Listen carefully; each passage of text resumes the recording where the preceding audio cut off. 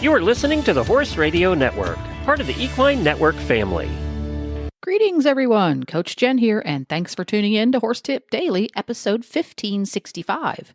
Today's tip is an excerpt from the Retired Racehorse podcast. Co-hosts Kristen and Joy are joined by Dr. Shannon Reed, and they have a chat about strategies for keeping your horse's training moving forward when winter weather makes riding unbearable or even unsafe. And we'll get right to it after a word from our sponsor, Ride TV. You can enjoy your favorite equine videos all in one place with Ride TV, the ultimate equine streaming platform. The newly relaunched Ride TV has all the series you love, like Rockstar Vets and Mini Horses, plus top-tier training videos and event footage from barrelracing.com and Horse and Rider on Demand. Whether you're ready to relax with your favorite series, binge watch competition footage, or train with a world champion, subscribe to Ride TV today for only $19.99 to see where your ride takes you. Visit ridetvgo.tv to subscribe. Well, Joy, we have back with us again today a listener favorite, Dr. Shannon Reed. She's a clinical associate professor of large animal surgery at Texas A&M University. You can find her full bio in our show notes. One update is that she is now a member of the RRP board. So welcome to the board, Dr. Reed, and welcome back to the show. Thank you. I'm excited to be here.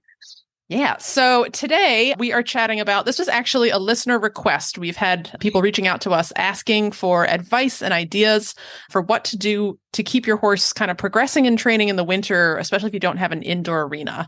And the reason that we reached out to Dr. Reed to help us is that you and I, Shannon, used to actually do this as a webinar for the RRP, for the trainer group, because there's a lot of folks in the northern part of the country who were starting their thoroughbreds for the makeover, who are up in the snow belt and watching all the people down in Aiken and Ocala having a grand old time riding around in the sun. So we would always add this webinar, kind of in like late winter to help people kind of keep that training going, because there's really a lot you can do, even if you don't have a good place to ride your horse, to keep that training and that development moving forward. You're not going to get a horse like eventing fit in the winter if you don't have a good, safe place to ride. And I think goal setting is a really important thing for those winter months. Like, you can progress your training and progress your conditioning in many ways, but I think you just have to be pretty realistic about what you're going to achieve. So Dr. Reed, with that in mind, what are some like groundwork things you like to do? Like, let's say the footing is bad for riding, but you can safely get a horse around the property. What might you do on a day where you're like, okay, this horse needs to get out and do something, and I'm going to move this horse forward, but I'm not going to be able to ride it? What are your go-tos? Well, we got to back us up a half a step, because I think what's really important that I've learned going into winter, and I just did this with my new horses, I think now is a really good time to take stock and sit down with a notebook and a piece of paper and start just journaling out or texting out, what does your horse do? Like, what do you like about where they're at right now? And what do you not like about what they're at right now? And that includes everything. Does my horse pick up their feet for their farrier? Do they tie by the trailer? Do they load in the trailer?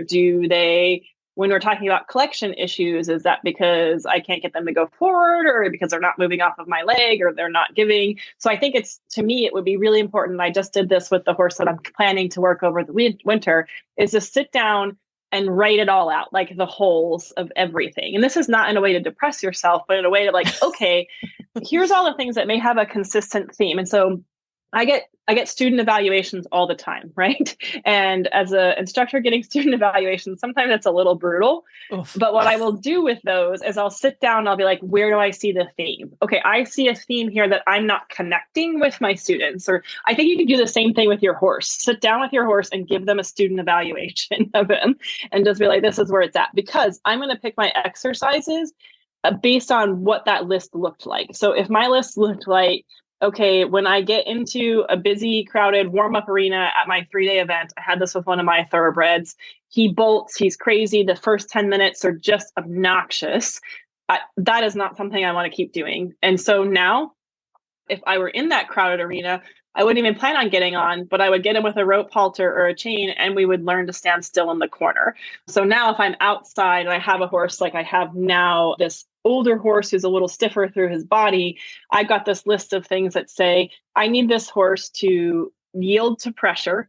and to move off of my leg. So if I'm going to take him around out in the field, we're going to spend a lot of time asking him to do those things from the ground. So maybe I'm going to walk around with a rope halter and a lead rope, and I'm going to have a dressage whip, not to use it as a whip to drive him forward, but to move him away from pressure. So I'm going to sit down, I'm going to make a list of what are the small things that my horse does, or even bigger things that are keeping me from smiling when I'm with them all the time. Give them that student evaluation. And then I get out in the field and I'm going to say, what are the holes that when you really break them down to building blocks, I can address from the ground? And maybe it is keeping the legs moving until you tell them to stop.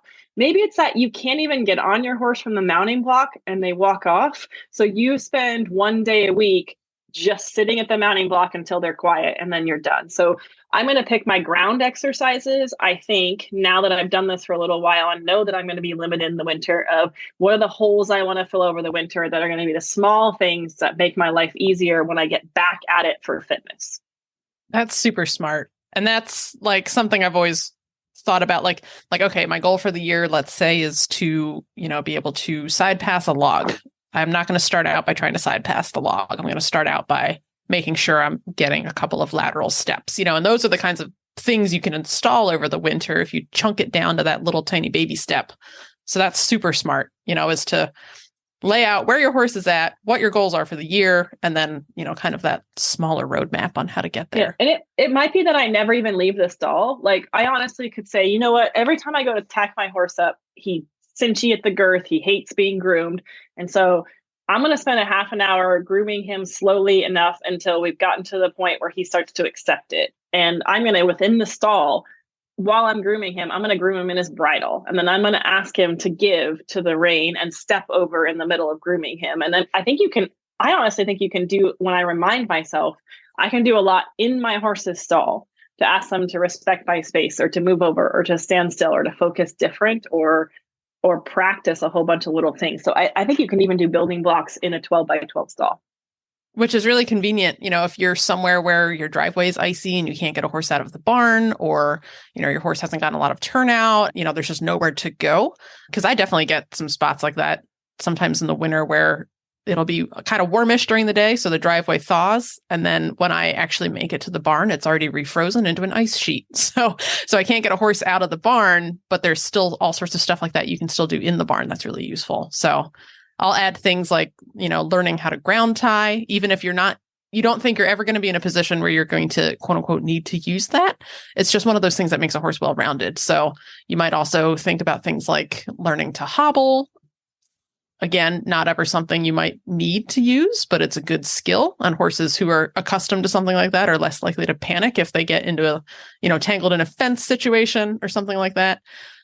In the winter, I do a lot, even if I can't ride, I will rope the dummy a lot. So even if you're an English rider and you're like, I don't need to rope. If your horse is very accustomed to ropes and things swinging past their head, that's only ever a good thing. So all sorts of stuff you can do without actually having to go out and ride. So awesome. Yeah, I think the problem I run into is I sort of gave myself a going to the Olympics pressure of winter. And in reality, winter can really be the building blocks for the whole rest of the year. And I needed to realize that everyone that's around me is in the same winter I'm in. So there's no rush.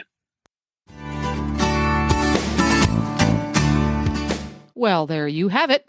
Horse Radio Network has thousands of engaging podcasts for horse people, and you can have them sent right to your phone. Just subscribe via your favorite podcast player.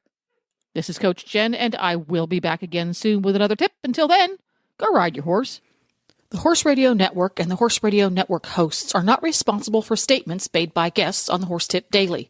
Please use your own judgment when listening to the tips on this show.